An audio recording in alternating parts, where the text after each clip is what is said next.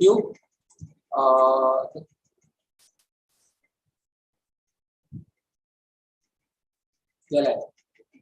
Good evening, everyone. Welcome to the first parenting festival by Deep Thought. They say that it takes a village to educate a child.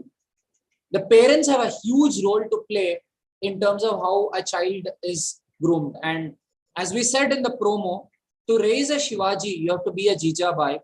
And to raise a Richard Feynman, you've got to be a Phillips Feynman. Visionary parents can carve a unique personality out of children. So what is your parenting style? How do visionary parents go about, raising their children? And what are the learning behaviors which visionary parents have seen? So we have with us 4 parents who are going to present their stories with us today. And most of our time is going to go into a Q&A. So the session is going to be largely interactive. And I hope that we'll have a lot of new insights which we can unlock through this interactive session today. Now, there is a fundamental reason why we're doing this program. While most parents just follow the crowd and do things without much of a reason and purpose, the parents who are actually independent thinkers, I have noticed in my conversations that most of the parents tend to be a little anxious. That I'm doing something different. Is my child going to lose out on something because I'm doing something different? But we thought if we can bring such parents onto one platform, and if we can get parents to express their feelings, express their journey, it can give confidence to all the visionary parents that yes, you are on the right path. And secondly, when you're able to talk about your child and you're able to talk about your child's learning behaviors with a group of people, and when there's a very nice discussion celebrating the learning behaviors of the child, I'm sure it builds the confidence of the child, and it also builds the determination of the child that my parents believe in me so much, I better do something because I am lucky to have these kind of parents. So we thought a creative way to solve the problem of education is to bring parents into the loop. And I mean, my point is simple. There are probably a few parents like Ms. Tuti, Ms. Sangeeta, Ms. Reika, Mr. Fani Santosh, who are trying interesting things with children, and you've also come forward to share your stories live on YouTube. And there are other parents whom I'm seeing on the Zoom call who are interested in the idea of, being a different parent and giving the freedom to children. So when we bring these parents together and have a conversation, gradually, I think we can change the parents' thought process itself. So I'd like to congratulate all of you for, meeting here today, because I think this is a small little step towards changing the education system at large. So this is a small little step towards changing education system at large, because I think the education system of this country can change only when the parents can be the primary torchbearers and the principal carriers of those reforms in education. So I'd like to thank all of you, and I'd also like to congratulate all of you for being a part of a very major change in India's education system. So on that note, we will move to the first presentation now. I'd like to repeat again, we'd like everybody to switch on your videos. The ones whose videos are not on, you can follow us on YouTube. This is also streaming live on YouTube. But in case you're joining us via Zoom, we'll need your video to be on. This is a strict video on meeting. We mandate this video on policy because when there's a speaker, the speaker feels really uncomfortable if there are people in the call who are not having their videos on. I request all of you to switch on your videos. The ones whose videos are not on will be removed from the meeting. I request all of you to switch on your videos. If you're not able to switch on your video, you can join us live via YouTube. You can watch the same thing live via YouTube if your video is not on. I request all of you to switch on your videos. This is a strict video on meeting. This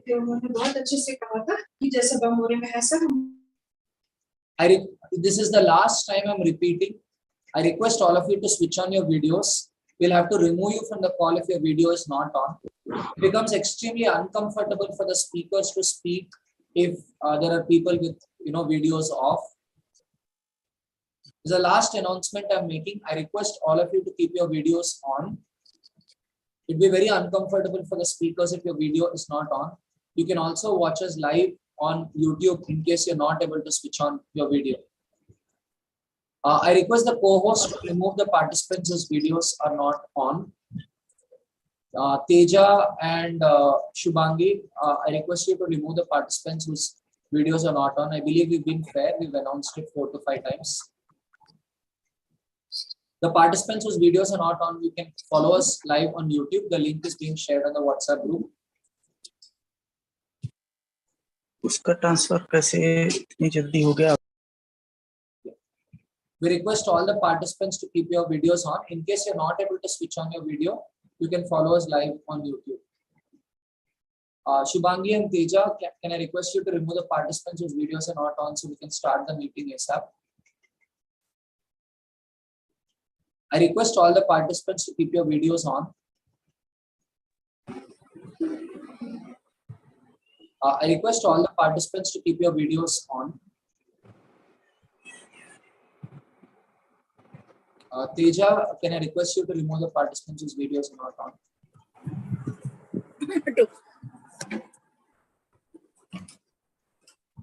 Really sorry for the admin, but we just wanted to make sure all the speakers are very comfortable because speakers tend to get. अब बोलता है कि video on करो, तुम बोले join कर लो, मैं join.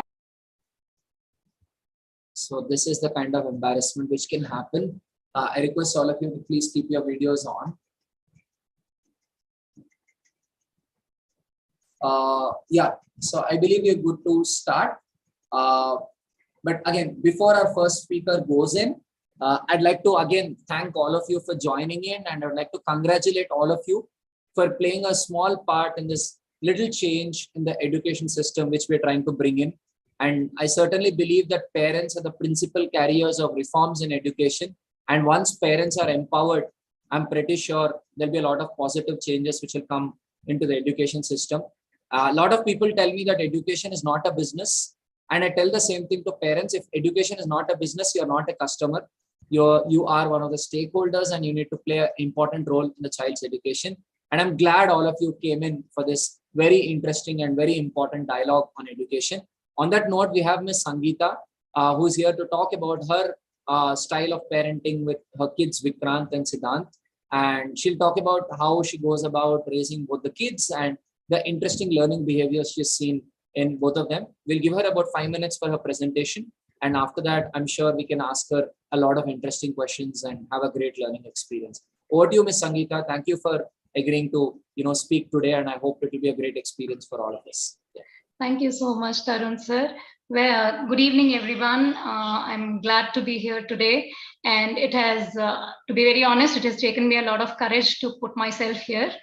And I'm certainly looking forward to a great learning experience. So basically, I have 2 children. I'm a very happy mother of 2 kids, bubbly kids. Vikrant is my younger son. He's about to be 9 years old now, a 4th grader. And my elder son is Siddhant, studying in 7th grade. So he's 12 years old. So for me, parenting has been completely a new sort of an experience. Of course, it would have been for everyone. For me, for Siddhant especially, has opened up a completely new world because that was the first time I saw world, I perceived life through somebody else, which was not me. So the center of attraction was not me. The focus was on him. So it was a great joy to see my children grow. It was what would I say? It was so new to see them explore their lives, their opportunities, to see them blossoming into different personalities, to experience the joy of 2 individuals at such close quarters, each different and unique in their own way. There have been a lot of learning experiences. I have made more than my share of mistakes, no 2 ways about it. I mean, there's no doubt about it. But yes, what keeps me going is I want my children to be happy. I want them to explore without any fear, and I want them to be really happy, compassionate, kind human beings, making a difference in their lives and happy to be living their life, happy to explore without any inhibition, without any fear. And when deep thought program came across. When I came across this, I thought this would be a great opportunity to give ourselves this wonderful chance. So to talk a little about my children, Vikrant is my younger one, and he's a child. His learning behavior, what I really like is he gets to the depth of anything that we talk. If you have a conversation with him, if you talk to him about something, he would really get to the bottom line. He would understand it within the depth, and that's something I really find amazing for his age, and also because it makes it easier for me to interact with him, to communicate with him, and to share ideas. And also I get so many ideas from him, the way his perspective. So that's a joy to see another child's, another human being's perspective, because I see myself, I mean, as a grown up, I've built too many fences around myself, so which I am made aware of through my children. When they explore, I see myself, I really relish that. And I haven't really done much exceptional parenting. I really don't know what I have done consciously, but what I have done is I've had honest conversations with them. I've always been open with them. I've shared my ideas. I've talked to them very honestly, and whatever their questions are, I try to answer them as honestly as possible, as close to reality as possible.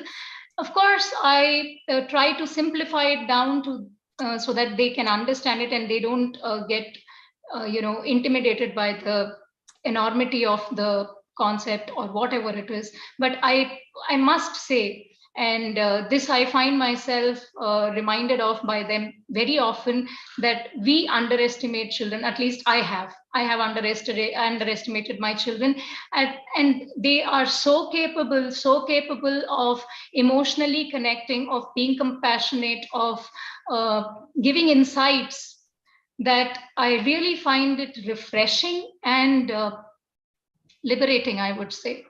So that was a little about my younger one. My elder one is Siddhant, and he has opened doors of joy of learning to me. He's a very enthusiastic child.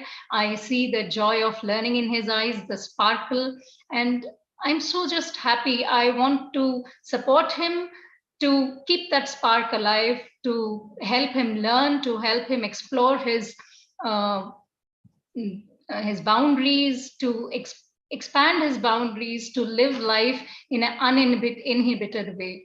So yeah, that's about it. It's been a great learning experience. My children, I've seen, are very compassionate, very kind, and that comes through at times when I've least expected it. And I'm very, very grateful to them, very grateful for the opportunity to be their mother, to interact with them, to learn with them, to grow with them at such close quarters. That's about my presentation.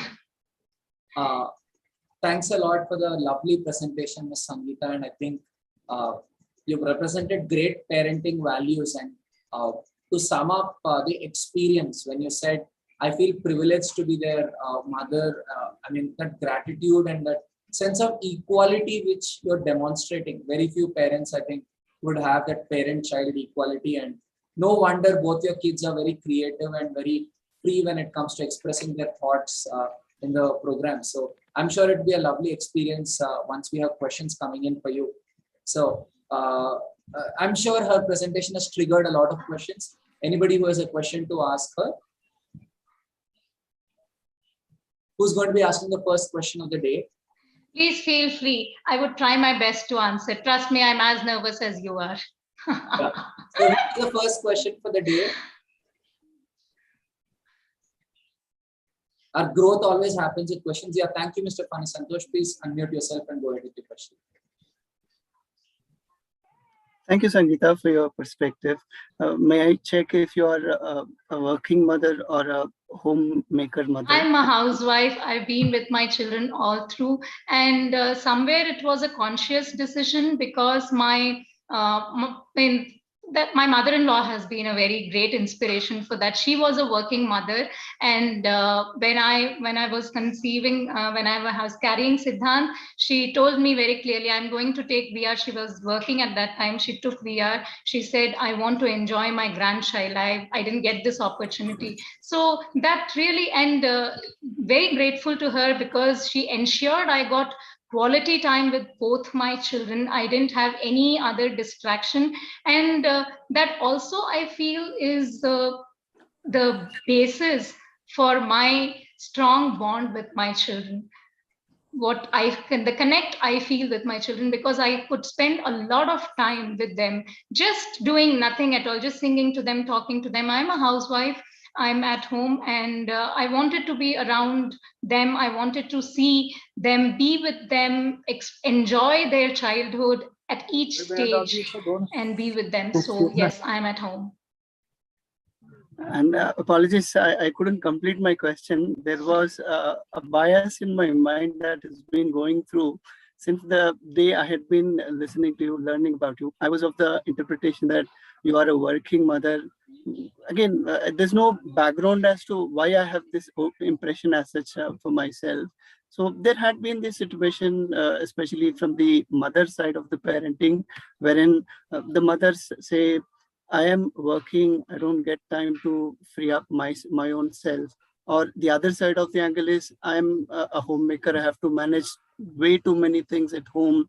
And how do you expect me to run the show and devoting time for the kid? Again, both have their own pros and cons. So what would be your recommendation for a parent to make sure due attention is given to the child, making sure that's a good engagement, as against not to have any goal as such, but when we reflect on the time that has gone by for the day, for the week, for the month, both the child and the mother, the parent should also feel that, yes, they've had a good engagement, and let's leave for the results to show up based on our engagement, and then see how do we do well from there. Yeah. So my take on this is, I'll confess at the outset that many a times I haven't done this. So, but I really feel that if you are honest with your children, if you are receptive to what they are saying, especially the small things that they come up with, many a times I've shooed them away. I'm like outright telling you, but that's wrong, is what I feel. When they come up with small things, small for us but big achievements for them, when you listen to them, when you are as enthusiastic about that, and when you reciprocate their enthusiasm of sharing their happiness, I think you've done your job. It doesn't matter if you speak to them, spend 5 minutes with them, 50 minutes with them, because being at home, I am conscious of the times I've been unavailable to my children because of my own emotional needs or physical health or whatever. So the days I listen to them, the days I engage with them, be it playing around, be it anything, I mean, that is what build the bonds, you know. I mean, it's not like getting things done. That is one part of parenting. I mean, I've been through that. You have to get the homework done. You have to get the projects done. You have to get those things done. That is different. But beyond that, when they are in the fun mode, you know, just jumping around the house, just singing songs, just making a sandwich or something, or when they do a cycling and when they see a match and they come and share that, you know, this fellow did this fellow did that, I would be clueless.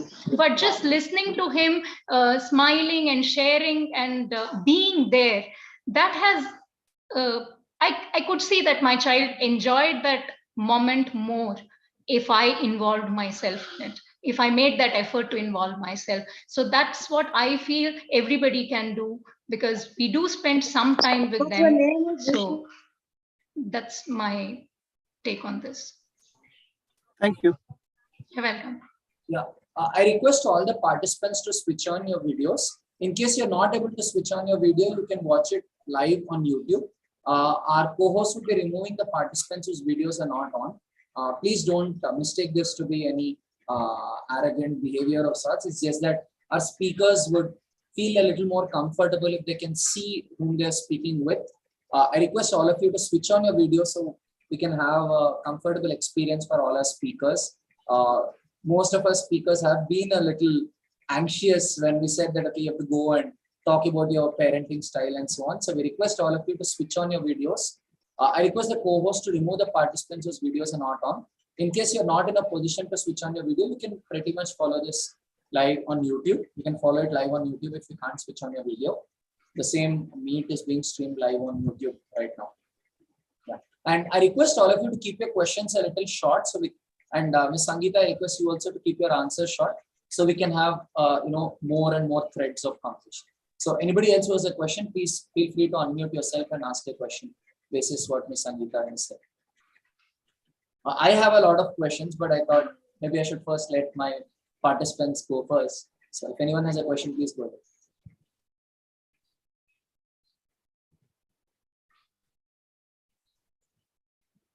Okay, I'll count up to 3, and if no one asks, I'll go ahead.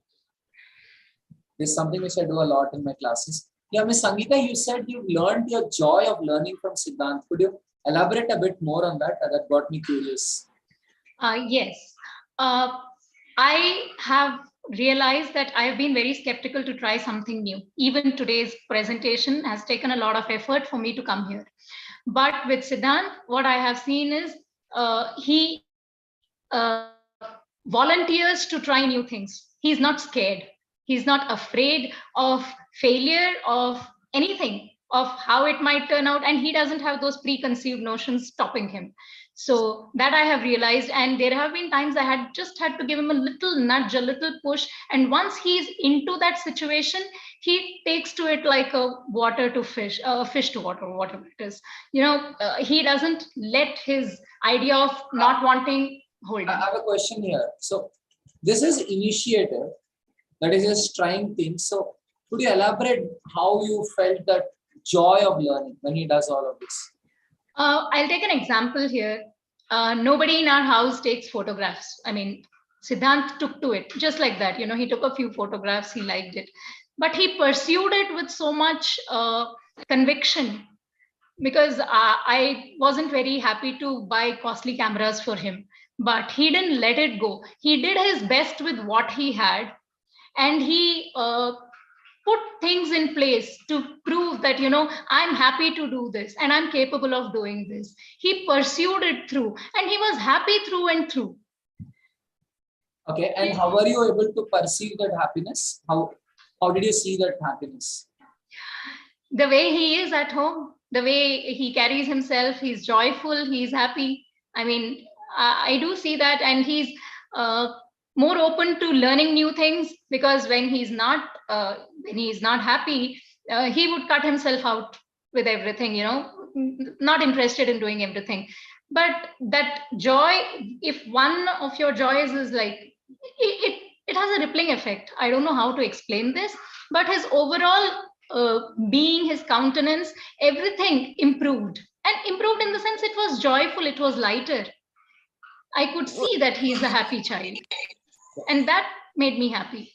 To Shubhangi and Teja co-hosts, I understand that in the Indian society, we don't do a few things because we think it is rude. But in the interest of creating a good experience for the speakers, I request you to remove the people whose videos are off. Point number 1, the meet was supposed to start at 7 o'clock. Someone is joining in late. That's problematic, right? So please remove the people whose videos are off, because the speakers will feel more comfortable if they can see their participants. Right? In our anxiety of trying to be nice, let us not ruin the experience for our speakers. Yeah, thank you. So, I have many more questions to ask, but I'd really like it if you can go ahead and ask your questions. Any of the participants, please unmute yourself, go ahead and ask your questions. I'm sure it'll be a great conversation. Just go ahead and ask your questions.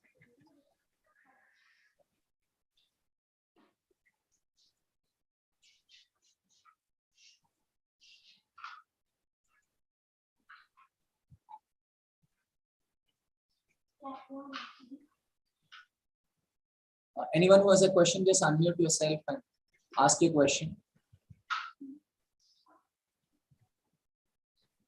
Students are also allowed to ask questions. Huh?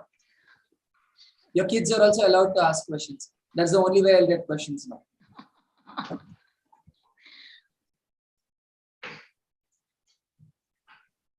So Shivanandini, Siddhant, Vikrant, Kirtana, all of them are allowed to come and ask questions if they want to. Dan, do you want to ask any questions? No. Viku?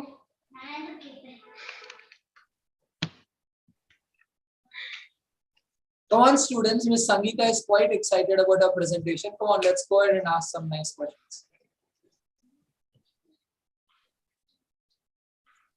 I mean, I have a lot of questions, but I don't want to have that old TV interview wala feel where there's one boring anchor who's asking questions all the time. So go ahead, ask your questions. Yeah.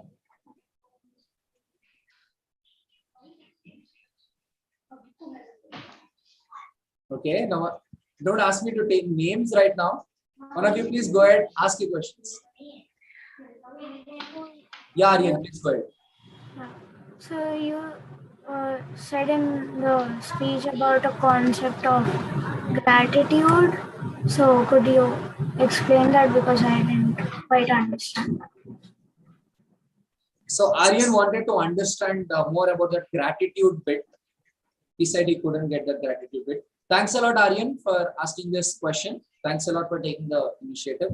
Yeah, Ms. Sangeeta, you may take the question. Thank you, Aryan. Gratitude was something which I discovered what a bliss it could be much, much late in life. How gratitude, see, when we are grateful for anything, we are automatically beyond any complaint. We are in a place where we don't have any complaints. When we are grateful, we are simply happy for what we have got.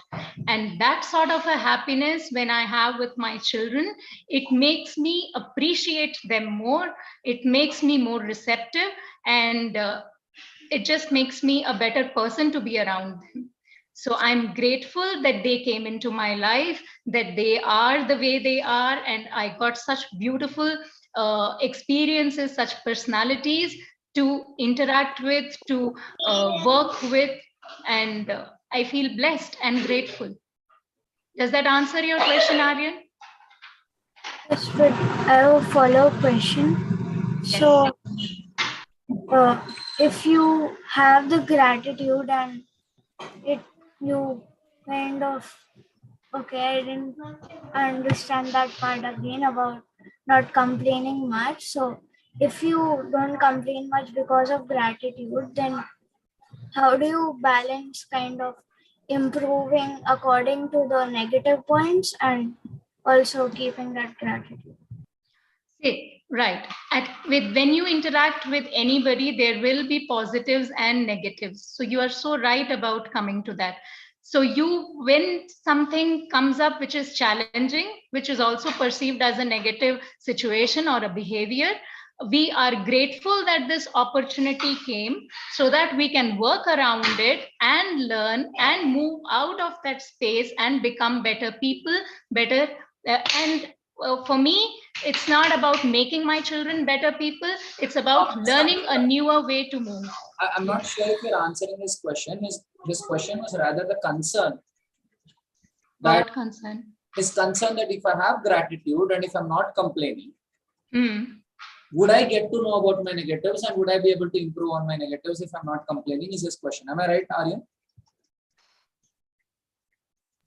Also in that personal sense and also in that social sense. Okay, we will come to the second part later. But the first part is, if you don't complain, would you notice the negatives and would you be able to improve on the negatives? Was his question/concern? Me as a mother or Yes, negatives? yes. Me as a mother. Yeah. So I didn't understand. See, if I'm grateful. You said if you're grateful, you wouldn't complain. I wouldn't complain in the sense I would be happy to be in that place. I wouldn't find anything that would make me unhappy to be in that place. Not to negate any of the ideas which are negative there. Okay, just trying to moderate a bit. Yes. He's speaking over your statement, which is, if you're grateful, you wouldn't complain. Complain, yes. Now he's saying, if you don't complain, how do you A, discover your weaknesses or negatives, and B, how would you improve upon them? Right. So how would you come to know about your shortcomings? Is that what it is? Correct. So when you see that things are not going in the way they are supposed to go, right? So what I meant by being grateful was that, okay, I'll try to rephrase this. I'm sorry, because That's okay. That's okay. yeah, right. Aryan, what I've meant was that how will you come to know if something is not working for you, right? If you want a certain outcome of a situation, or you get feedback from others, right? That, this is how it should have been and this is how it was not, you'll come to know, right? If things are not going right, then what do? Then you try to explore alternate ways of working on it. At the same time, how do you maintain your gratitude, or how do you not complain? Is, see, once you start complaining, at least for me, I would like to get out of that situation, which I don't want. So how do you be grateful for? Do you see, okay, thank you for bringing my attention to this. Now I will work on this and I'll find out ways for this. Does that answer your question, Aryan? Did I understand it right? Ms. Sangeeta, if I got you right, so Aryan, I think what she was trying to say is being grateful and not complaining doesn't necessarily mean that you're not looking at the shortcomings. Yes. You are looking at the shortcomings, but you're not trying to escape those shortcomings. Yes. Because you're grateful, instead of complaining or instead of feeling bad about it, you're actually constructively working on it. Yes. So she's as a mother is grateful for the experience of raising these kids. Yes. And gratitude is also being thankful for the good and the bad, Aryan. Whatever works and whatever doesn't work. Being grateful for the opportunity to learn. Not that being thankful only for what we like or what works for us. That is what I meant. I'm very happy to take the next question. Ms. Sangeeta, I have a question which has been raised by one of my friend. She is unable to log in, but she is saying that she is Mansi Sawant, and she is a working mom, and she has two kids. Both are of different nature. One is very silent and reserved, and the other is very aggressive. So she is asking that how to handle these kids together and how to channelize their energy towards the positive thing. Can you give some idea to her? Hi, Mansi. Thank you for your question. And I really wouldn't know, but what I think might work is talking to the children, spending time with them, trying to find what they like to do, how they would like to spend their time and energy. And as you say, each child is different, each has his own personality. It might work for one to go to a martial arts class, it might work for one to go to a guitar class. So whatever works for them, if their need of expending energy and stimulation of mind is met, I think everything should fall in place. There may not be one answer to all, one answer to each child's this, but yes, if you spend time with them, you'll come to know what they want to do. You may get ideas.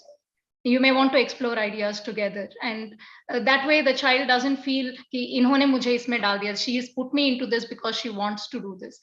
It's more because the child wants to do it. I hope that helps. I really wouldn't know. Sure. Thank you, Sangeeta. I think it's really difficult to answer such questions. Yeah. But you have attempted it nicely. Thank you. It's trial and error at the end of the day, right? We've been doing that. Sure. Thank you for the wonderful answer, Ms. Sangeeta. Anyone else who has a question? This will be the last question of the first presentation. Just unmute yourself and ask your question. Okay, I have a question. I'm a parent of Rishi Raghav and Ritvik Raghav.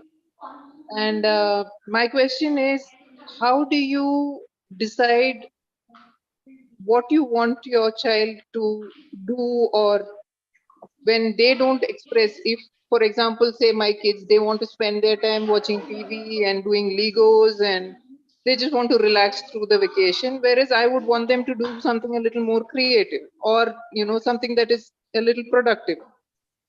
And I don't want to be pushing them too hard. And as Sangeeta, like how you say, you try discussing with them, but it doesn't seem to be leading anywhere. So in situations like this, how do you work around this? I'm stuck. Hi, what's your name? I'm Amita. Hi, Amita. I am in your situation. So we are sailing in the But same boat. you Yes. seem to have it all together. No, and God has been great. It just appears so. So we all have it. It's the same here. What I did find out, at least in the last 2 years, it's been a different ball game. Let's face it, Amita, it's not what it was before. So I was very, it was very tough for me to see them literally while away their time in front of the TV, because I do believe in a lot of free play. And as children, they've had a lot of free play. I've not put them in a template sort of a thing. They've explored their own things, and I felt that they grew very well. But what has been happening is now they want only TV and they don't want to do anything. Exactly. So you do try to do some things. It comes out of the blue sometimes. Like my children have just discovered the Rubik's cube, so now they are into different types of cubes. Even though they watch YouTube, they watch how to solve that. So that's okay for me. I'll take that, you know. Okay. So what I have done is I've brought down my expectation. I've told myself repeatedly that it's not going to make a huge damage the way I have, been scared to death कि क्या हो जाएगा, productive नहीं हो रहा है. So I've calmed myself down. I've said they'll turn out just fine. They'll turn out just fine. If they are bored of watching TV, they'll find something else to do. I do suggest a few things. Sometimes it works for half an hour, sometimes it just doesn't get done. So beyond that, I let them be, because let me be very honest here, I choose my personal sanity and mental health and physical health over pushing them all the time. I just couldn't do it. So I let them be. And that has helped in our relationship, because children feel that mother has given them freedom and she's not a Hitler mom. So that has worked in my favor. No, I seem to be doing that most of the time. So I was like, am I doing it right? Really we don't have a choice. And let's not be guilty. I mean, the reason I joined this, I forced myself to join this forum, was to tell myself that I'm okay and I'm going to be all right, more than the fact that my children are going to turn out all right, that I'm going to turn out all right. I think you're doing great. Thank you. Thank you. Thank you. Thank you, Ms. Sangeeta. That was a lovely presentation, and I think a lot of insights sort of came in from that. So I'd like to request all the audience in joining me to thank Ms. Sangeeta for the lovely presentation. I'm really so grateful for this opportunity, and I'm grateful to myself for pushing myself this far and taking your,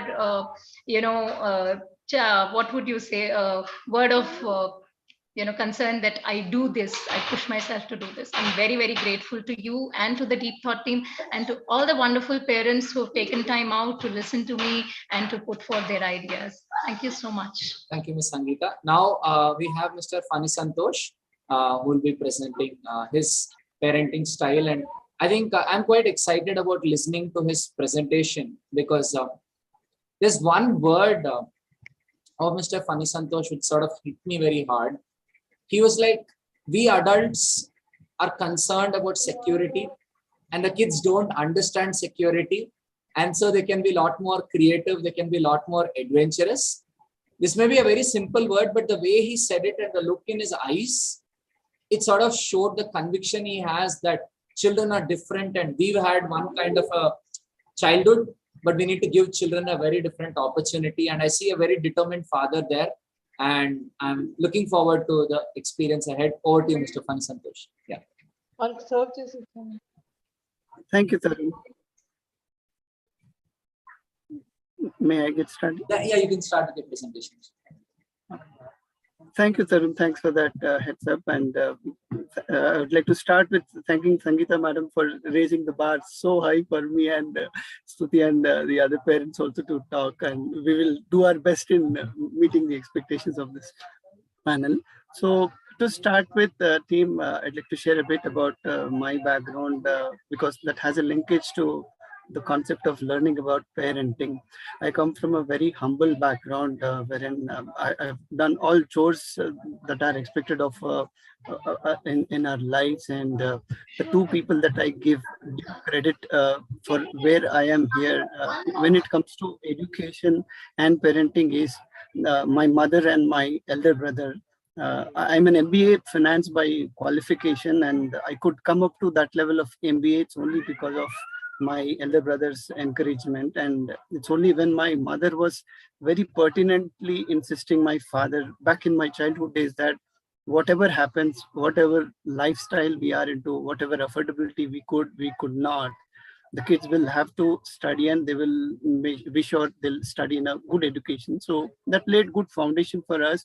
And there's another person that I've learned the art of parenting by observing. See, I'm a kind of a person who observes things, and then it gets relatable to me. So there's a lady, my name is Rama. She's my friend's elder sister. So I used to be at my friend's place for studying for my MBA. That is where I got my first distinction. I got 60 plus percentage in my MBA. I'm not that a great student in my academics as such. So while I was observing her, I've learned what value of parenting is. Like, she used to be that childish person, and she had a daughter. That time I'm talking about days in 2008 time, 2008, 2009 time. She has taken that effort to play with the child, make her feel comfortable, learn things about it. So my first topic is around the style of parenting. So reflecting on all of this, what I've learned about the style of parenting is you got to be a good friend. See, my daughter, I have a daughter of 12 years. She's studying in 8th standard, and I also have another daughter. She's 3.5 to 4 years, and she's into PP1 at both are in Geetanjali. So I've learned about the art of how do you appear, how do you approach to your kids. You can't have a one size fits all methodology for your kids. So I've learned that I need to be giving a good sound listening ear to my daughter. She's very expressive. She speaks a lot. She's curious enough in asking questions, and I always ensure that I don't interrupt her. I don't lay any boundaries saying that this is how you should behave. These are all the questions you should not ask as such. So I'm trying to be open enough to help her ask all sorts of questions, and wherever I think I can, I'm trying to be accommodative to her and assist her in engaging her thought process, be it participating into deep thought. And she was at times interested in picking up some of the science related learning. So doing every bit I can in terms of picking up those sense. And one thing I've learned about my daughter or my parenting style is I don't have to have my own agenda in terms of the typical education system, especially in this state that I'm part of, is driving the parents, which is set an agenda and then start pushing your kids right from the 5th grade, the 6th grade onwards, and then start the day early in the morning 6 and then go on studying until 8 p.m. in the day, just for grades or just for the sake of getting good marks as such, because that drove us to a sense of security. Because each time you think about studies, because there's a set end goal that after these XYZ years, say you're in class 8, by the next 7-8 years you become an engineer or a doctor, and then you need to start earning or start making your own goal in life or start picking up a career as such. So at least that had been my life. I couldn't think through, I couldn't have a view about, can I sit down cool, relaxedly, and then think about what effort is required for me to achieve a particular goal, be it in the stream of engineering or it in the stream of medicine, or be it any stream that is of my interest or my passion. So this is what I'm trying to be very careful in terms of my interactions with my kids. And there's also one personal experience I'd like to share, that my daughter is 12 years now, and it's only these last couple of years that I believe I've been able to give her adequate amount of time, because I was of a misconception that raising kids is a mother's job. Because I'm a father, I bring the food on the table, so I have to focus a lot on my ability to be more skillful, double my earning capability? I'm at X rate of earning. What should I do to make it an X, 10X or Y as such? So I was focused more on upskilling myself and then trying to be busy. But I didn't realize of the fact that no matter what I do, no matter what I earn, where I am, I've got to give my amount of time and effort in listening to my kids, understanding my kids, and then make them be a good friend, good companion. And I've learned in one of the books and one of the readings and videos, I guess, that this age, the teenage, is a time wherein the child transitions from listening to asking more. They'll express a lot of their curiosity, and you need to be that one person to give them a good listening ear, make them feel comfortable to ask any form of questions. So these are the things that I'm going through lately. And having said that, have I been a best of the parent? Not yet. I might be in the initial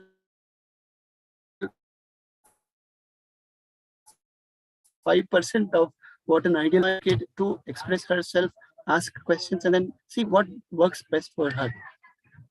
And the second topic is about the learning behavior in my kid. So the way I have understood my daughter is she's not that focused, if I may use the word focused, because I see she has that zigzag mode in terms of her attention span. I guess a few of the parents also already touched upon it. Can they devote their time and attention in doing one thing? I believe that is not possible, and I am a good example to say why it is not possible. I find it very hard to remain focused on doing something at a stretch, and then I myself can't do it. How would I expect my kid to be doing?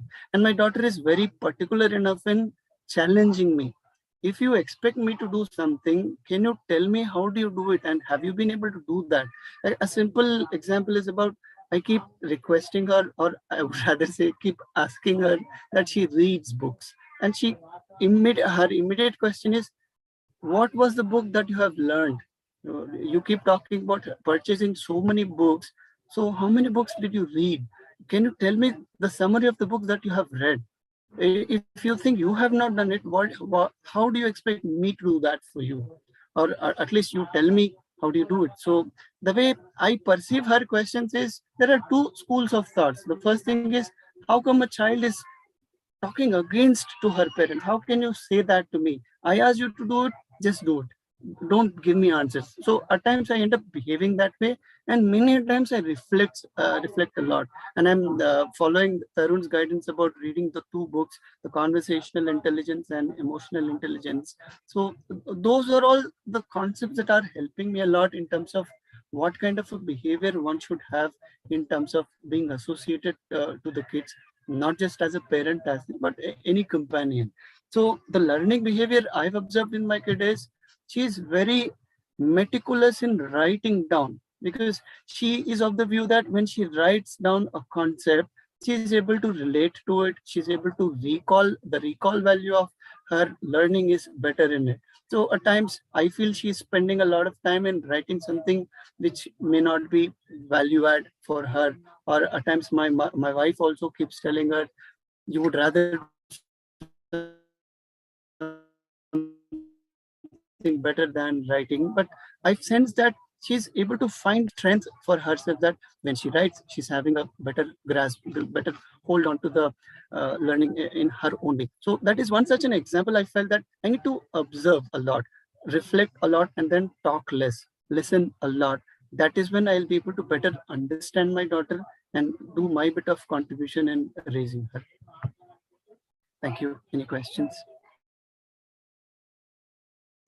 Thank you for the lovely presentation, Mr. Fani Santosh. And I'm sure you would have raised a lot of questions around the practicality of some of the things you've suggested. And I'm expecting a good discussion here.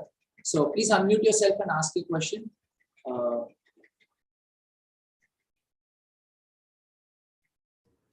Yeah, Mr. Mr. Fani Santosh, I have a question that, as you said, that at times when your daughter asks something with that, whether you have attempted that or not, and then at that time, at times we also, taken aback that how can a child ask this question to us? I think our ego comes before us. and we think in that manner. So how to tackle that? That's a good question, madam, and I don't want to compare as such, but that is also a situation the mother is going through with the child. And each time I reflect on it, see, there had been instances that 7 out of 10 times I might have responded the first way, which is challenging her, questioning her, why did you do it, how did you do it? And but in questions like this, in situations like this, I try to be truthful. If I had a summary of a book that I read about, I will say these are all the points that I've learned, but many a times I've not been able to do that. I'm also still a beginner, although I've made it a passion and a strict habit for me to read.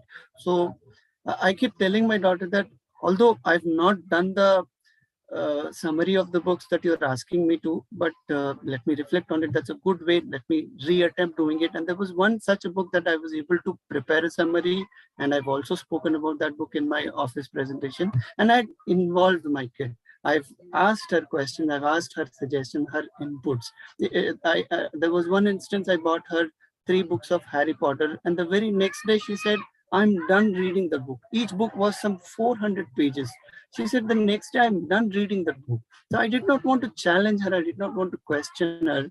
But in my example, I've been able to tell wherever I've not done, I'll say upfront, I've not done. But wherever I felt I've had those 5 points of summary, I've been able to tell her that these are all 5 summaries. So being truthful to what you feel and reflecting a lot has helped me minimize those situations. But yes, we have to avoid that. Otherwise, kids will get into those uh, that closed zone wherein they don't feel comfortable opening up to parents. That's something I want to definitely avoid for my kid. Thank you, sir. Happy to take the next question. That's a lovely response, Mr. Santosh. Next question. Please unmute yourself, ask your question.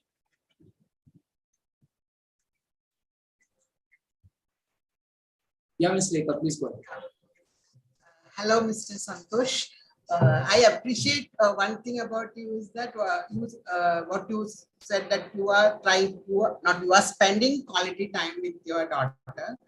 I think that is one very good thing that you are doing. But one question I just wanted to ask you is that you told when your daughter is writing down things, why do you feel that is not right? Can you please elaborate that? Actually, why if she wants to speak, that is her way of writing, but why you feel that she should not do that, or she should speak, or not, she should not do? Just please, could you elaborate why you have that apprehension? Thank you, Ms. Reika, for that question. I guess it is the school of thought we go with our thinking, or the agenda that we bring in our child to when we speak to our kids, because this is the way I had been doing, so I expect you also to do it this way. So at least in my association or the parenting I have got, I've not heard of too much of writing, although I do recall some of my teachers did insist on making it a practice to write. But I felt that she was way too diligent, way too focused on writing down. It's just an unconscious bias that I've been able to break out for. Doesn't mean that she's wasting time. So I had to step down a bit. I had to unlearn certain thoughts, and then I had to accept the fact that if it is helping her recall the concept, yes, that might also be another approach with which one can learn. I had also started writing that. No, but as you said, different school of thought. I feel that is good that the daughter does. Then she will not forget. She can recall. Absolutely. Maybe she's writing down the points to recall means it's always good. That is what I feel. Thank you for that. Yes. And there's also one example or experience that I want to share with the parents. I'm sure you might also come across, or at least give me feedback, give me your best practices. There had been instances that we found our kid showing that she's studying, but she has got her earplugs on and she's watching something on YouTube. Something on YouTube which is not value for her in our eyes is something a big no-no for me as well as my wife.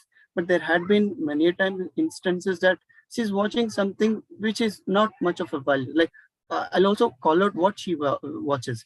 Something good she watches is Nas Daily. There's a guy called Nas. He speaks very well. He brings in all curious thoughts like how is Saudi Arabia able to bring in water from desert? Absolutely clean water, drinkable water. Those kind of curious thoughts she's watching. There had been curious questions. Somebody in India is able to manufacture shoes out of waste, and somebody who's able to manufacture agarbattis out of wasted flowers. Those kind of thoughts she's delving on. That's a good thought. But there had also been certain videos like some Korea dance related, some videos, some cartoons that I feel, see, I'm not against the kids taking their own time, but they can't camouflage as saying that for you, here you go, parent, I'm studying, I'm writing, I'm listening to this class, but what you actually do is something else. So I keep telling her that you have to draw a line. When you are studying, focus on studies. When you are giving time for watching something, devote your time to that so that you can be balanced enough. Having said that, again, I reflect a lot. What am I doing? Do I pay attention towards where I am? Do I, like, I'm in this video, in this session, how many times I had watched looked at my WhatsApp? Yes, there had been some 3 to 4 instances in this session that I had to touch my WhatsApp. So we need to unlearn a lot of things and then kids follow. May I? In the interest of time, we'll have to move to the next presentation. But we would encourage you to send your question in the chat. I have sent my 2 questions in the chat. So just so that you don't lose the question, you can send it in chat. So Mr. Fani Santosh can, respond on the WhatsApp group at a later time. So I had 2 reflective questions just to understand things, so which I sent on chat. So those who have questions can feel free to send it via chat. Now we'll be moving to the 3rd presentation of the day, Ms. Stuti Jaiswal. And before she goes in with her presentation, just want to narrate 2 experiences of mine with her. I mean, I'm sure I can go on for 1 hour also to narrate the kind of experiences we've had with her for the last 1 year, but just 2 for you today. One is last year during Aryan's birthday, she puts a message on Deep Thought group, and she says that my son doesn't want to be a doctor, lawyer, or engineer. My son wants to be a thought leader. Thank you for this, is what she put in as a message. And I think I've got to complain, Ms. Stuti. I mean, Aryan has intimidated a lot of kids from joining Deep Thought, because when they see him get into Socratic dialogues, they're like, no, I can't do this. So, but if I look at how Aryan has been growing wonderfully, I think it is because Ms. Stuti has been very, very supportive, encouraging him to do whatever he wants to do, saying that you try it, don't worry. I'm here to support you, and so on. So for the team at Deep Thought, life was very easy. You have a kid like Aryan who's so curious about learning, and a parent who's super supportive. We just had to go try out our ideas, and I think it's very exciting to see where Aryan is headed. And the second thing is, this is, I think, a fond memory of mine with Ms. Stuti. There was one time when I gave some feedback to Aryan and it didn't go well with him. He couldn't handle his emotions that well. I was feeling really guilty. Like, you're 6th class ka bacha, aisa kyun bol diya maine, and all of that. But Ms. Stuti was like, that's okay, he'll be fine, and all of that. And I just wondered how she, as a mother, kept how she kept her cool while she was talking to me, because Aryan couldn't, take the feedback at that point. And because he was actually doing an internship with Deep Thought, and at some point we realized that he was getting adrift and a kind of superiority complex. So I gave him some feedback and couldn't take it. But as a mother, she handled his emotions really well, told him that it's important to face situations. And today Aryan understands that. And I'm sure Aryan has grown a lot stronger than before. And I'm sure that, at this age, if he has faced it and if his mother has helped him get through that, encouraged him, told him how good he is, and brought him out of that situation, I'm sure tomorrow if Aryan faces a tough situation, Aryan now knows how to handle it by himself. And I think everybody sees the stronger side of Aryan in the Socratic dialogues of how he takes on questions of CEOs and CTOs. But there's also the other side, which I think Ms. Stuti is wonderfully, working with him on to make sure this kid gets all that strength. So I think this creates that curiosity in you, and I hope you come in with a lot of questions for her. Over to you, Ms. Stuti. I'm quite excited about listening to your presentation. Thank you, Tarun. Good evening, my friends. This is Stuti, mother of Aryan Jaiswal.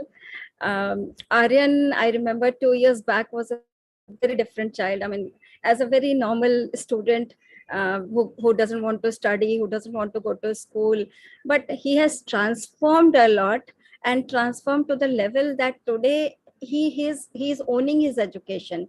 He is owning his learnability. That is what has made a change in last 2 years, I would say. 2 years in the sense that when the lockdown started, I mean, a bit before that, he was crying a lot. I remember the day that it was in Feb 2020, when he was crying a lot, he was not going to school. Then I asked him that why you don't want to school, don't want to go to school, just narrate the reasons. So he has given me good 8 points that he doesn't want to go to school.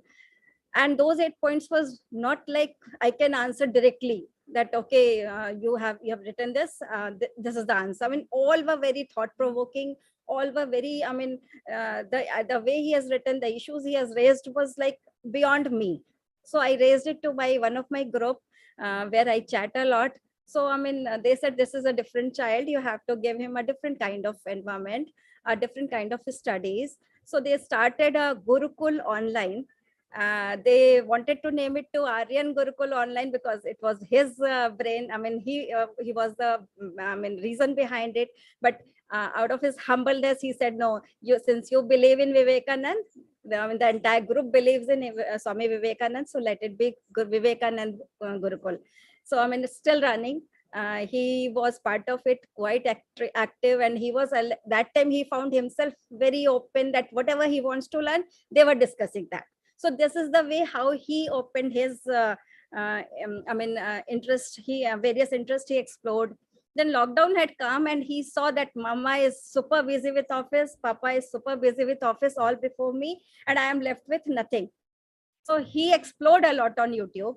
I mean, many things that he wants to open a company and he wants to become a CEO, how he'll handle all those things, all those leadership things.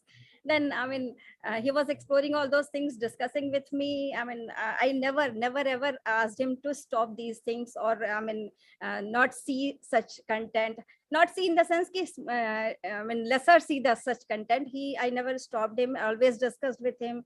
So I think that gave him that freedom, that confidence to grow further. And in the meantime, I came across Deep Thought, and that was the day that he has got actually the real wings to fly. And the way he has been grown up in Deep Thought is amazing. He has started loving his subjects. He knows that he has to study. Earlier, it was all no kind of thing. And now his school has not started, but he has his schedule made. He studies the chapters. And I mean, we are in Mumbai, not a Marathi speaking people. So our Marathi is horrible. But he was behind me that, Mama, I want to do well in Marathi also. I said, it's okay if you just pass in Marathi. That doesn't matter to me. I mean, marks never mattered to me. But he said, no, Mama, I want to learn. I want to learn the language. So, I mean, I have put him in tuition and he is learning. And the teacher is also amazed the way he puts the question, the way he has developed the language, control on the language. It's awesome. I mean, I'll thank my child for having that kind of interest in everything that he does. And he has become my mentor now. Whenever I face a problem, I go to him that, Aryan, I am facing this are the issues. So he will analyze it very objectively, and he will give me all kinds of emotional support. That is what when at those times when I require, he is there to help me out. And I would give you one instance. My elder son, he is good, but I mean, he is not so much towards education. So one day I was actually scolding him, the authoritarian way of parenting that I did with my elder son, and I am facing that brunt today. I mean, I have shared this with Tarun also. I'm trying to work out on him, but I was actually a day I was scolding him that you have not done this, you have not done that, and Aryan was listening this. Aryan sent me one SMS, WhatsApp message, right? He wrote that Mama, emotional issues need emotional solutions. I was taken aback how a small child, I mean, giving me a suggestion that Mama, you are going too far. Just stop here. Give him, I mean, give Bhaiya emotional support. I mean, that was the day that I have, I mean, he has now become my mentor completely. I mean, whatever my office issues are there, he is there to help me out to solve those issues. And I am very relaxed that nothing is going wrong in my home. Nothing is going wrong in my child's career. I'm not worried what Aryan would be in future, what he will study, because I know whatever he will take up, he will do his best. That is the confidence I have got. And I mean, I remember actually this is not one day issue. It has actually gone through a process. I remember when last year when Tarun once told me that you don't have to become the financier of your child's education. You have to be CEO of your child's education. So, I mean, that was a turning point for me because I never thought like that. I thought, okay, I have given him books, I have given him school, he will study. I have given him enough. But it was not that. I had not given him enough. I didn't spend time with him earlier. So from that moment, I have started giving him time, discussing with him.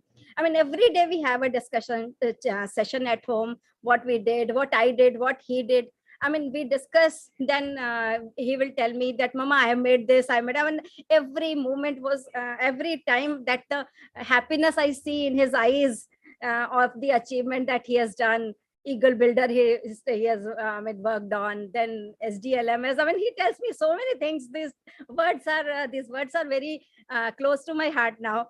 Though I don't understand, but it's very close to my heart. And I'm really thankful to God for giving me such a child, and I'm thankful to God to giving me the opportunity to get him into the right direction through deep thought. Thank you. Thank you, Ms. Stuti. That was straight from the heart. And yeah, I'm sure this calls for a lot of questions. So please go ahead, unmute yourself and ask your question.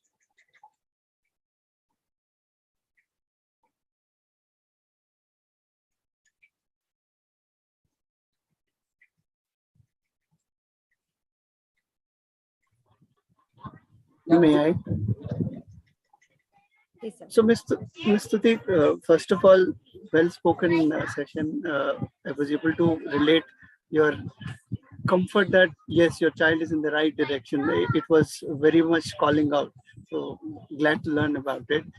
Did you, again, on the same line, did you ever come across a thought that सब लोग कोई और कुछ और कर रहे हैं, ये क्या कहाँ जा रहा है? Did you get that feeling that is he going to be losing out on academics? Will he end up not being a person with the required amount of skill set that's a worry for most of the parents? Example, अरे activity तो ठीक है, but should he not have the academics? Like, should he not be joining the regular classes, making sure what the teacher at the school tells him is able to imbibe, only after which will he be able to write the exam and then get the marks in his certifications?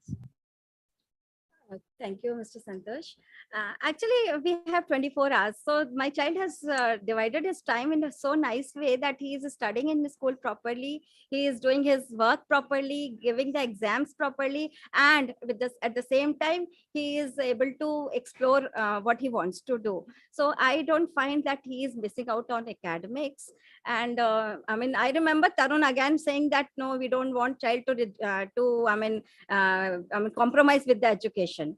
He has been very categorical in this, saying this, that children should get good marks. Good marks means they are studying well, then only they will get good marks. So this is very clear, and Aryan is convinced that he has to perform well. He has to grow in the academics, and he has all his dreams made that he will go to this college, that college, he will do this, that. So everything will come with the time, of course. But he is very convinced that he will study. He is studying and he will study. So it's not compromise, sir. Very nice. Thank you.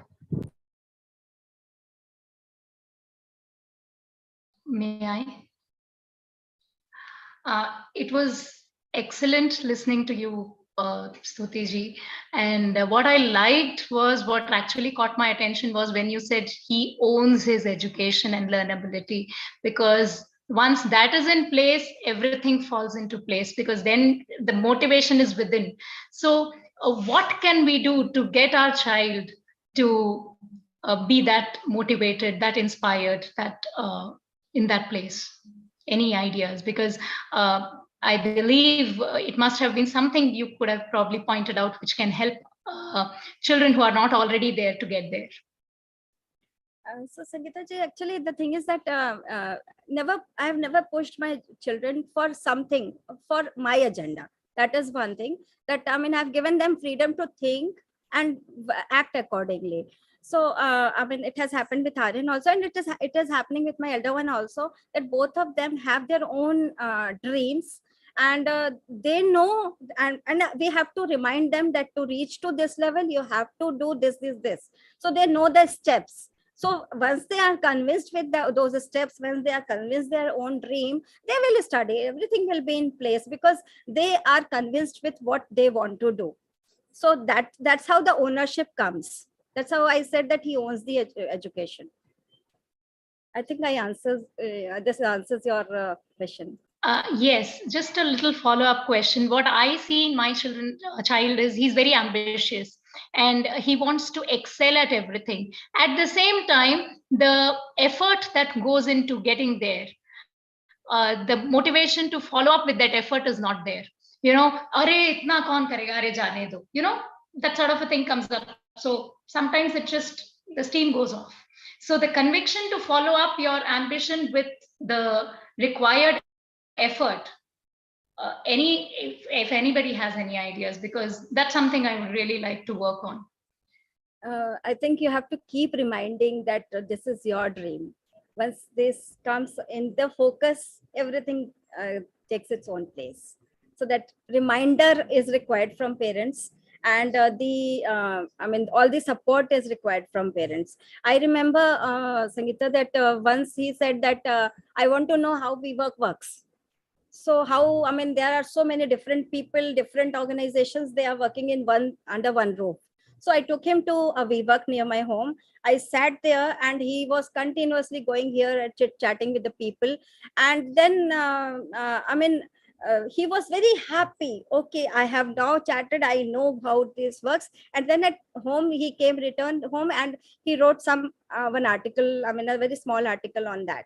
So, this is that you have to give them support and keep everything in focus, and you have to go an extra mile for your child.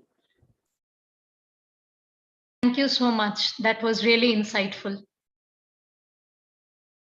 In the interest of time, I'll have to close the Q&A here, but if you have some questions, please send them in the chat so Ms. Tuti can answer them later through WhatsApp. But I think that was a great question. How do you make the rubber meet the road? Sometimes the dreams are there, the goals are there, but how do you ensure that there's execution towards the dreams and goals? But it's a very interesting question. Yeah. So now we have the final presentation of the day. We have Ms. Reika, the parent of Shivanandini. So Shivanandini is that very explosive and no-nonsense kind of a child who goes all out with her questioning, and I think she's quite articulate and goes about her reflections really well for her age. I think she's quite mature and quite articulate. So I'm quite curious to hear her presentation and see the way this child was raised, that she's so articulate and so confident with expressing herself. Over to you, Ms. Reika. You're on mute, Ms. Reika. Thank you, Tarun sir, for giving me this opportunity. Yeah, I'm Shivanandini's mom, and I actually am a blessed mom because I got her after 13 years of my marriage, and after so much of struggle. So that feeling was always in my mind. from beginning itself, I was more of a protective mom, and she was a premature baby born as a. So at least till 5 years, I was always protecting her. Both of us were like, we had that, you will understand that feeling when you get a child after so many years, that too after so much of struggle. But even after that, I understood one thing is that my daughter she has a good communication skill. She used to communicate when she started talking itself, like if she meet anyone, she will talk and she'll start talking, and she could like we were talking our mother tongue at home, that I wanted my daughter always that she should speak her mother tongue properly. But when she started learning English, she know exactly when to change the language, to whom to speak in mother tongue, and even when we take her to a pediatrician, till she was scared of vaccination, till the entrance she will say in a language that I don't want. But once she entered the room, she'll change the language. From that time, one thing what I noticed, somewhere a communication, that aptitude, whatever towards communication was always there. That is one thing. When that too, after protecting her, keeping her away from crowd, all these things, this happened. So then I thought that is I took it as a positive thing, very positive thing. Then even sometimes I had this fear when growing up ages, if I send her to some birthday party, that she will speak to strangers, then that can be a problem, but still it was there. That one thing. Then even after entering, after she started her schooling, always teachers used to complain, that one complaint I used to get, your daughter is too talkative. But I never told her don't talk or don't be talkative in the class. I just told her, please don't disturb others. Don't disturb your friends, whoever it is. So somewhere I felt that if I tell her don't talk now, you are not supposed to talk in the class, again it will affect her comment. So that was one thing I found. And the other thing was reading habit.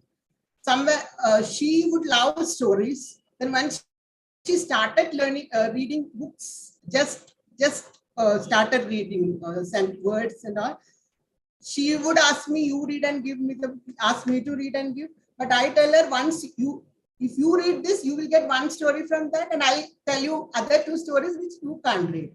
So that somewhere or the other, that reading habit inculcated in her. And now one thing I'm very much happy about her is that even in this gadget, generation of gadgets, she reads a lot, even though the books are of her choice, but still she reads a lot. And even I used to read along with her. Even I read books, maybe that also one reason, can be a reason, but maybe these two things, that is the thing. Then, so this might have, this helped a lot to improve our communication. Even our teachers say that asking doubts or talking, so reading is the main thing. And she watches cartoons, and I think somewhere or the other, along with reading, her vocabulary has increased. And watching, maybe that also, watching these videos, she has a habit of watching this product reviews and all. Maybe it's of children products, something regarding Barbie products, Avengers products and all. But still, somewhere or the other, product reviews. Then she's then seeing all these things, she started saying, I want to be a fashion designer. Later on, now she's shifted that she wants to be a product designer. So what will I do that? What can I do that? So that is what goes on with her. Then I'm happy. The other thing which makes me happy is this: she's open, free. She has a confidence to speak out whatever she thinks, which somewhere I used to lack in my childhood. That she has that, and the other thing is that she, as I said, she reads a lot, and she has this habit of helping her, like if it is in a group project or something, especially in classroom and all. When these children have the habit, maybe when the teachers select, some children will be good at and some children will not be that active. So that is what I noticed in last 2 years when they have the school part. When other friends of her, very easily they say, we'll do it for her. She will make her do that. So I think that may be a leadership quality which she developed. So that is there, all these things. Then, but still, I find myself as a confused parent. still I don't, there are many things which I don't know whether, that is what when I talk to Sangeeta, Siddhanand, Shivanandis are saying, studying in same class. When I talk to Sangeeta, we discuss all these things. That is why I didn't have much questions to ask to her. So that is what, but I am very happy to be a mother, and especially of my daughter, and I feel myself blessed. Thank you. Thank you, Ms. Shivanandini. Thank you, Ms. Reika. I think that was a great presentation. Any questions, please unmute yourself and go ahead with the question.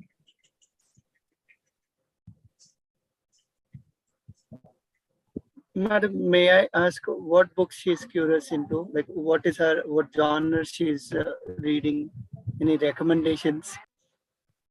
No, sir. Yeah, I don't.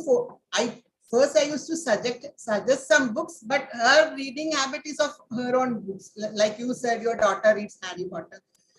She started from reading when she was small. I used to give her that Pepper Pig series and all. But once she started growing up, she has her own choice. And I tried to tell her that there are so many books, but she has her own choice. It's not of any classic novels and all Enid Blyton books or Percy Jackson. Now, what do you say, Harry Potter, Ricky Jordan, all these books. That is what she reads. But during this COVID time, what I noticed was that books were not available. We couldn't go to library. That time she started reading which books I had. And finally she took The Alchemist also and she read, but she said she couldn't understand much, but I go, okay, it's okay, fine. That is just because she couldn't get the books which she liked. And once again, she started getting books. I suggest, but I don't force. I let her read what she likes to read. That is what I feel it is better, and always that improve the vocabulary a lot and the speaking skills a lot. Thank you. Thank you, madam. And I second your thought about reading helps kids or whoever reads improve vocabulary, because that is a fundamental point. And at least in my case, I've not done the due amount of contribution to improve my vocabulary, but we are consciously improving ourselves as a family. I keep suggesting a thought that let's three of us, my wife, myself, and my daughter, pick some minimum to start with 10 new words that we learned for the day, and then discuss amongst that thought in the dinner table. Yeah, that's good idea. And you have that word challenge apps and all where you can make the children, or that Scrabble, you can make them play. So many words come out of that. But I think reading is the best thing. And one more thing, what I would suggest is that when they're learning, especially English, grammar or something, instead of giving them some written sentences and find the nouns, pronouns, you ask them to take any book which they like, storybook, whatever it is, novels, even it is Harry Potter, whatever it is, and find, just for example, you are asking a child to find the pronouns from that. You just ask the child to mark pronouns from that or adjectives. So that would be interesting in learning process, and at the same time of the reading also, or even this newspaper, that's also fine. That is one of my suggestions to improve the reading habit. Thank you for that. Thank you once again. You got the answer. Yeah. Any of the other parents, please unmute yourself and go ahead with your question.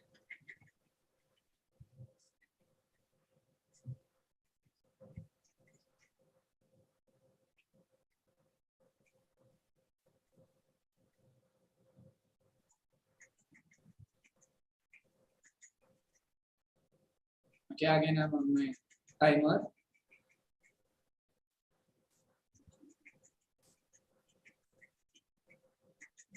Okay, with kids, it always works.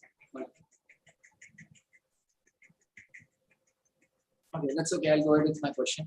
You had mentioned that your child is very confident, and Shivanandini always speaks without any inhibition. So, any pointers for parents on how they can work towards developing that kind of confidence in their children?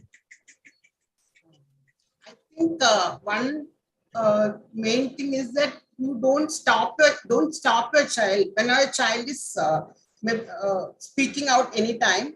Please, otherwise, okay, then maybe if the child is not. My husband used to say that she's not using some respectful words, not in English, when because language problem will be there. maybe they are not much used to speaking in mother tongue. So then he used to tell her during the, please use better these words instead of that. Like that you can explain. But even if someone complains or teacher, you don't tell them don't talk. Like you said in conversational intelligence, one thing I have applied is in this part. Otherwise, even I'm not that. I use so many negative words. Sorry to say, I should not use that. But somehow it happens. But in this part, while talking, regarding communication, I never do that.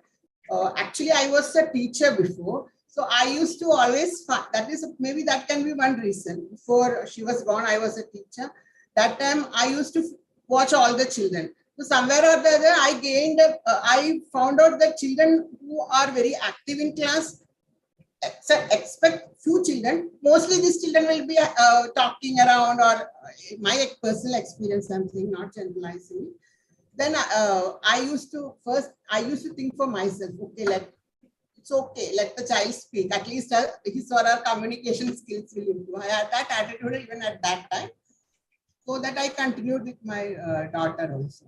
That is one, and that I think that can be. I'm not saying that is. Maybe that's the reason.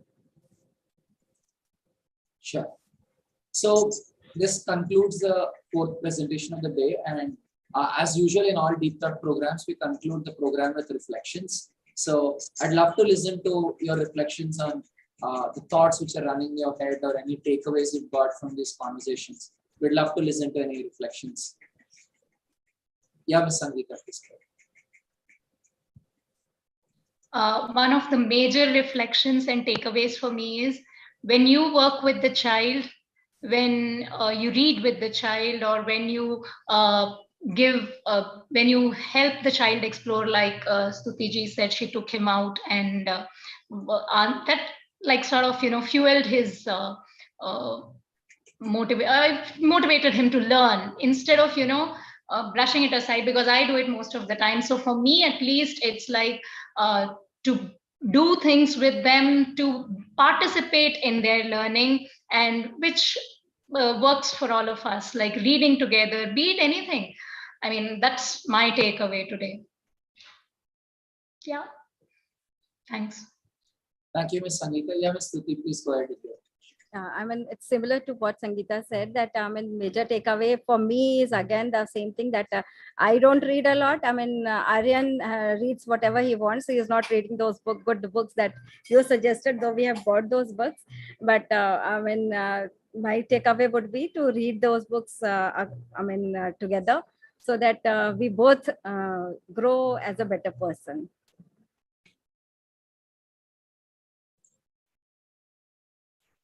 Thank you, Ms. Stuti. Anyone else wants to go ahead with your reflection?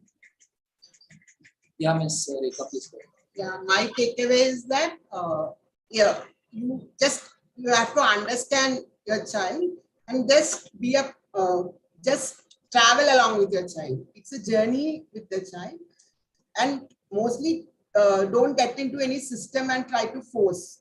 Let the child do whatever the child like, only guide them. If you find it is wrong or right, that is what I think that I have to do. I'm not saying that I'm doing that. So now I feel that I have to change my my attitude towards my child. Somewhere or the other, I'm not doing that.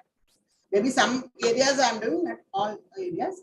So that maybe letting the child do what the child like, understand the child, and just guide them. If there is any wrong or that, make them understand what is, if they're going in the wrong path, or at least make them understand what are the consequences of this, right or wrong, let they decide.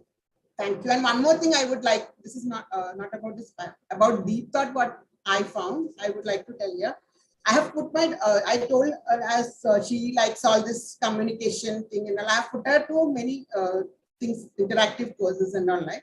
But what after joining Deep Thought, what I found out from her was this, the other thing was just like improving your conversation, or it was that superficial. Now the children started thinking, the creative this thing, and started working. Somewhere that has helped a lot. In few days only I could find the creative thought, other than language or something like that. Otherwise it was like how to speak, how to modulate, or the way it was that way. But now it is like what to do, what not to do, or many questions discussed in that group, like why popcorns are used in theaters. And so that even we started discussing. We three of us started discussing. It became actually, she used to tell me, discuss with me, or that sometimes but never even three of us sitting together and discussing one thing never happened.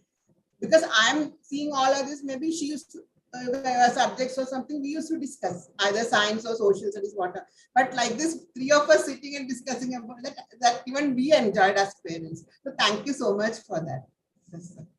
I second this because I think the other three parents over here would be with me on saying that you have actually, Deep Thought has made us a better parent, because you have made us think differently and believe in our child.